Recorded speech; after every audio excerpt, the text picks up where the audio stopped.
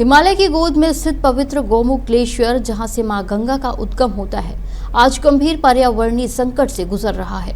विशेषज्ञों के अनुसार गंगोत्री ग्लेशियर का हिस्सा गोमुख पिछले कई दशकों से तेजी से सिकुड़ रहा है। जियोलॉजिकल विशेषज्ञ डॉक्टर पंकज पंत के मुताबिक ये ग्लेशियर हर साल लगभग 28 से 30 मीटर तक पीछे खिसक रहा है और पिछले 60 वर्षों में ये कई किलोमीटर तक सिकुड़ चुका है।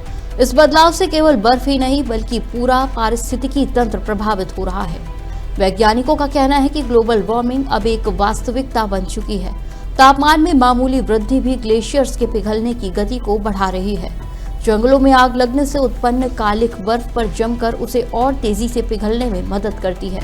हिमालय क्षेत्र में मौसम का असंतुलन साफ देखा जा रहा है। कहीं अत्यधिक बारिश तो कहीं सूखा।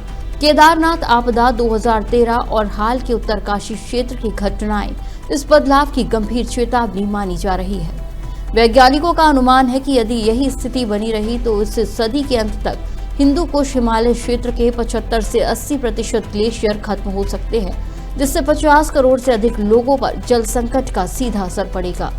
अब सवाल ये नहीं कि संकट है या नहीं, बल्कि ये है कि इसे बचाने के लिए कार्रवाई कितनी तेजी से हो रही है।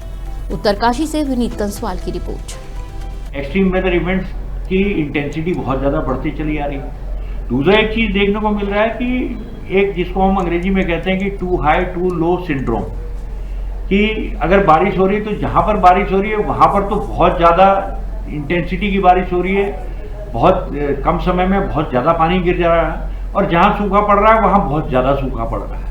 तो आज से 25 या 30 साल पहले तक जो रेनफॉल डिस्ट्रीब्यूशन का पैटर्न था उसमें काफ़ी हद तक वाइड स्प्रेड डिस्ट्रीब्यूशन था और काफ़ी बड़े एरिया में बारिश होती थी, जिससे कि वो पानी रुकता भी था और रिचार्ज भी होता था। अब जहाँ बारिश है, बहुत ज़्यादा बारिश है, तो वो रन ऑफ के रूप में निकल जा रहा है और सतह के अंदर वो पेनिट्रेट करके पानी रिचार्ज नहीं कर पा रहा है, जिससे कि जो अंडरग्राउंड वाटर लेवल है वो भी नीचे गिर रहा है, और दूसरा ग्लेशियर मेल्ट करके जो वो पानी जा रहा है उसके साथ सेडिमेंट डिस्चार्ज जा रहा है वो भी बहुत तेजी से जा रहा है।